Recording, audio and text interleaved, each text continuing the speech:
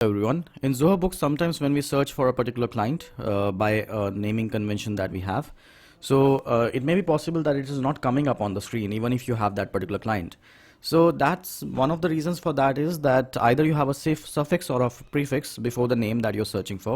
So we tried to search for a name called Tapan, but the Tapan name is not coming up. But when we try for another name that like Lavanya Kaushik, so here we have that Tapan name. This Tapan name from the desktop version is searchable, but still it was not searchable just because there should be a space between SO full stop Tapan. So after that it will be searchable. And to understand this is that Zoho itself has a way of searching it in a proper way.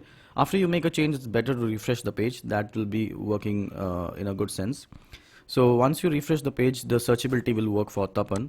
So for example, now if I search for Tapan, then it will come up. The same person, Lavanya Kaushik, Tapan Kumar Kaushik. So by this, you are able to search for two areas, Lavanya by the name of Lavanya, by the name of Kaushik, by the name of Tapan.